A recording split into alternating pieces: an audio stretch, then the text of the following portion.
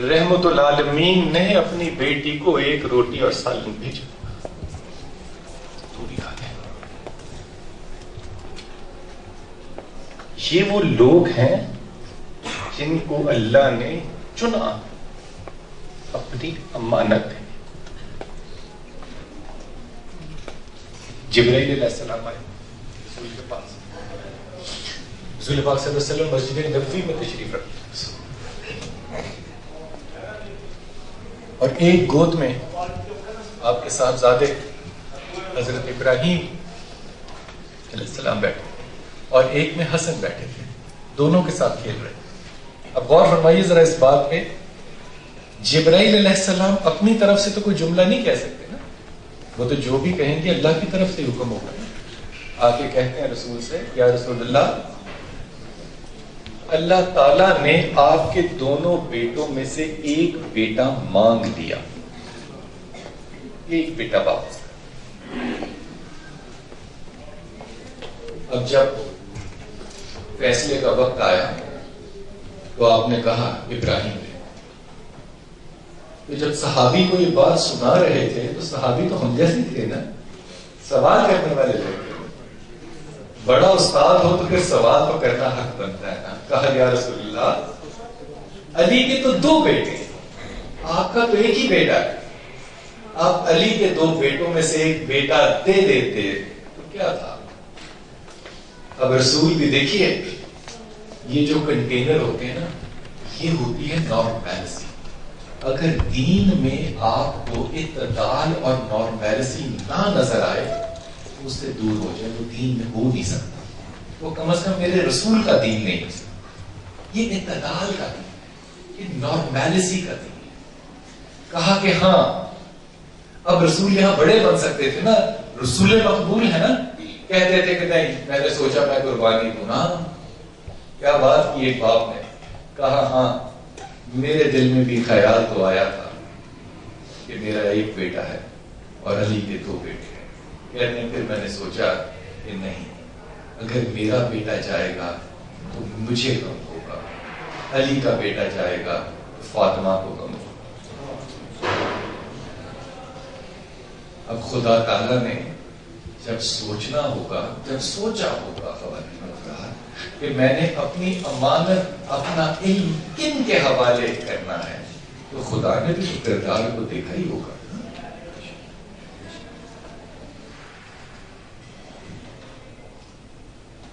ابراہیم کی جب وفات ہونے لگے تھے, فوت ہونے لگے تھے, تو جبرائیل علیہ السلام دوبارہ.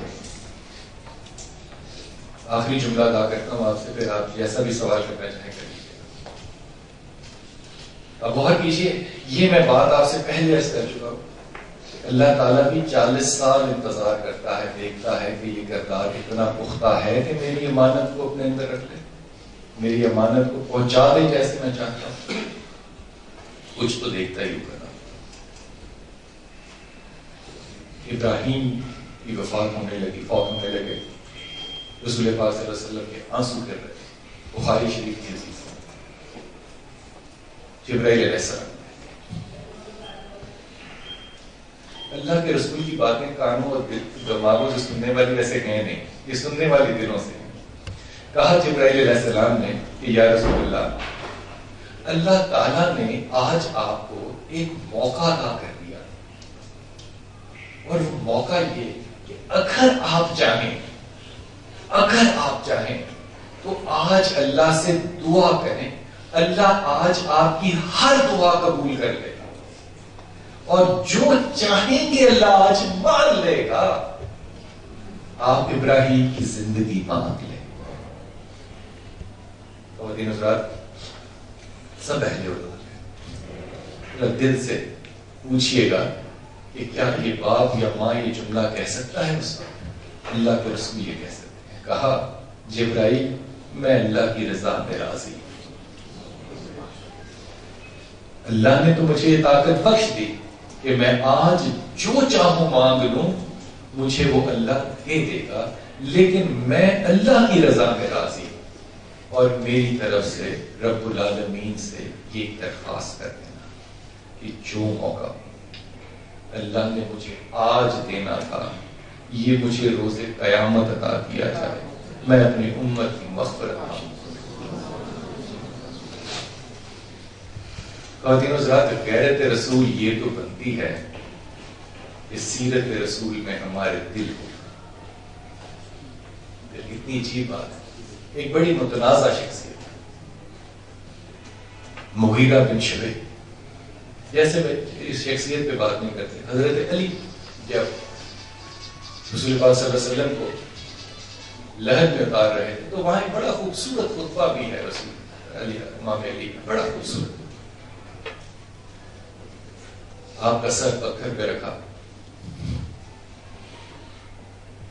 کی چادر باہر نکل آئی۔ مختلف روایتیں ہیں۔ پھر آپ نے رسول پاک صلی اللہ علیہ وسلم کے قدموں کی طرف دیکھا تو وہاں ایک چھوٹا سا لوہے کا کڑا گرا ہوا ہے۔ مغیرہ قبر میں اترا، امام علی نے کہا کہ یہ کڑا پڑا ہے، اس نے کہا کہ یہ میرا گر گیا۔ مغیرہ کو امام نے کہا کہ تو اپنے کڑے کو اٹھا لا اس سے پہلے کہ ہم قبر کو بند کریں۔ مغیرہ نیچے اترا۔ یہ وہ شخصیتیں ہیں جو کہ متنازع ہیں۔ نیچے اترا، پاؤں کی چادر کو ٹھیک کیا، اپنا کڑا اٹھایا، مٹی اپنے ٹخنوں تک نیچے ڈالی اور پھر باہر نکلا۔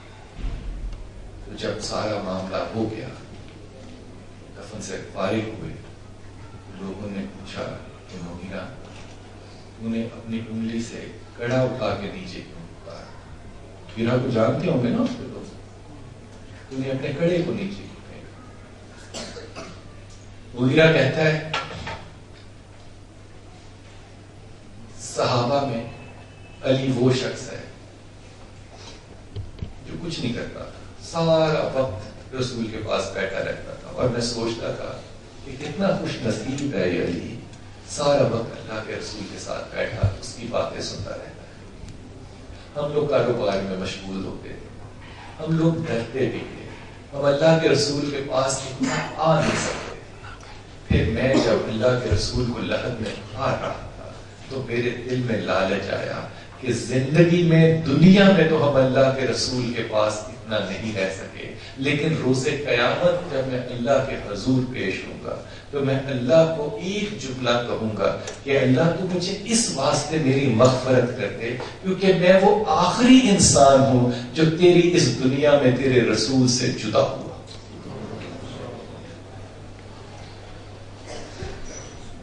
خواتین و حضرات، سیرت رسول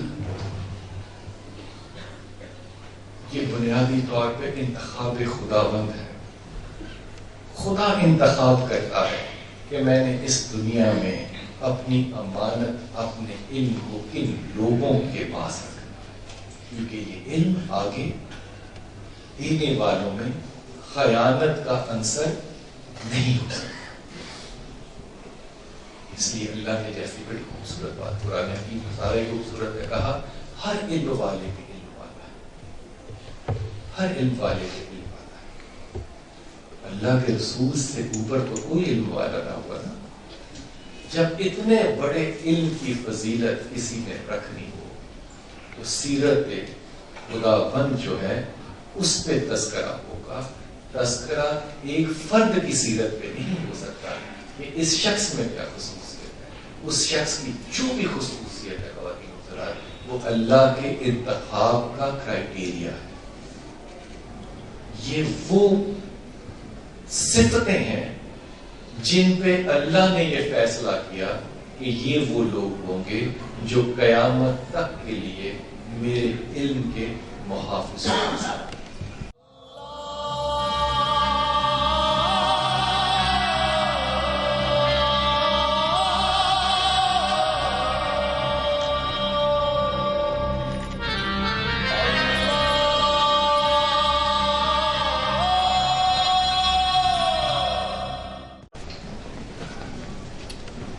السلام علیکم۔ میرا سوال یہ ہے کہ آپ نے پہلے بات کی کہ جب حضرت آدم علیہ السلام نے غلطی کی تو انہوں نے وسیلے سے معافی مانگی۔ جب دوسری مثال آپ نے حضرت یونس علیہ السلام کی دی تو اس میں جو آپ نے ڈسکرائب کیا وہ ڈائریکٹلی اللہ کی طرف ریفر کر دیا. تھیم اس کا یہ تھا کہ اگر معافی ملے گی تو اللہ ہی دے گا, یعنی اس میں وسیلے کا ذکر نہیں کیا. اگر ہم لوگ اس کو کنٹینیو کرتے جائیں اور چلے جائیں سورۃ فاتحہ کی طرف, تو اس کا جو ٹرانسلیشن ہے کہ ہم صرف تیری ہی عبادت کرتے ہیں اور صرف تجھی سے مدد مانگتے ہیں. اور پھر قرآن کو بھی پورا اس تھیم کو دیکھا جائے تو کہیں بھی وسیلے کا اس طرح ذکر نہیں آتا جیسے آپ نے کہا. آپ کی اس بات سے مجھے کانٹراڈکشن نظر آتی ہے, تو کائنڈلی سے ذرا ڈسکرائب کر دیں. صورتحال یہ کہ عین ممکن ہے کہ تضاد ہو اس بات میں, اور میں اس بات کو رد نہیں کرتا کہ اس بات میں تضاد ہے, میں اس بات کو رد نہیں کرتا, لیکن پھر میرا گمان یہ ہے کہ میں نے کسی مسلک کو زندگی میں چار نہیں دینی. آپ آگے بات کریں. یہ جو تصور وسیلہ ہے اس کی ایک بنیاد سمجھ لیں. کسی بھی مذہب کے اندر جو احکامات شریعت کے ہیں یہ اس مذہب کا صرف 10% حصہ ہوتا ہے, کم و بیش. جو کسی مذہب میں 90% حصہ ہوتا ہے اس میں بہت بڑا حصہ فلسفے کا اور ما بعد الطبیعیات کا ہوتا ہے. جب ہم اعتراض اٹھاتے ہیں اللہ کے رسول پہ تو ہمیں وہ تضاد اس لیے نظر آتا ہے کہ ہماری نظر اور ہماری دانش جو ہے نا وہ 2 جمع 2 پہ جاتی ہے. ہم فلسفے کو اور ما بعد الطبیعیات کو نہیں سمجھ سکتے. ایک دوسری بات, مجھے نہیں پتا اس میں تضاد ہے یا نہیں ہے. اگر تضاد ہے تو پھر حدیث قدسی میں معاذ اللہ شاید کو نقص ہو, شاید میرے خیال کہ اللہ کی حدیث جو کہ قرآن کا حصہ ہو سکتی تھی اس میں نقص ہو. پھر دوسری بات یہ کہ اس پہ راوی آپ کو مسلسل ملیں گے مسلم میں, بخاری میں, ترمذی میں, ابن ماجہ میں, جس نے اللہ کے رسول کے وسیلے سے دعائیں مانگی. کہیں اللہ کے رسول کے پاس ایک نبینہ آیا بخاری شریف اور کہا کہ یا رسول اللہ مجھے آنکھیں واپس دلا دیں. اللہ کے رسول نے کہا کہ تو یوں دعا مانگ اللہ سے کہ اے اللہ تو مجھے اس نبی کے وسیلے سے بینائی دے دے. اور پھر روایت بتاتی ہے کہ اس کو بینائی واپس مل گئی. اللہ عالم یہ حدیث صحیح ہے یا غلط ہے, میں اس کی صحت پہ بات نہیں کرتا. میرے خیال میں تو بخاری شریف ساری ہی صحیح ہے. پھر حضرت عمر روایت کرتے ہیں کہ جب رسول پاک صلی اللہ علیہ وسلم زندہ تھے تو ہم اللہ کے رسول کے وسیلے سے بارش مانگا کرتے تھے اور بارش ہوتی تھی. پھر جب رسول پاک صلی اللہ علیہ وسلم اس دنیا سے رخصت ہو گئے تو ہم ان کے چچا عباس کے وسیلے سے بارش مانگتے تھے اور بارش پھر بھی ہوتی تھی. اللہ عالم وسیلے کا تصور صحیح ہے یا غلط ہے, میں اس پہ بحث نہیں کرتا.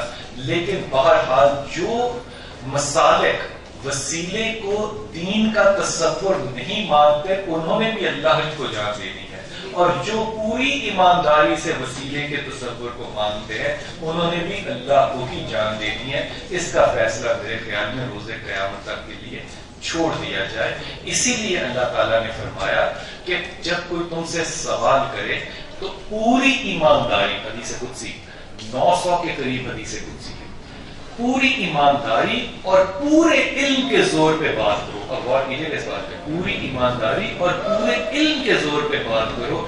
اگر تمہاری بات غلط ہے تو تمہیں اجر ہے.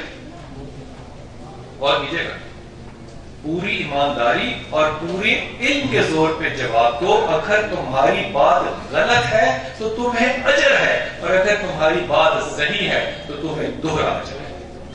آپ پوری ایمانداری سے وسیلے کو ماننا چاہیں پورے علم کے زور پہ مانیے, اگر نہیں ماننا تو خدا کے واسطے اپنی ایمانداری اور اپنے علم کے زور پہ نہ مانیے, دونوں میں اجر.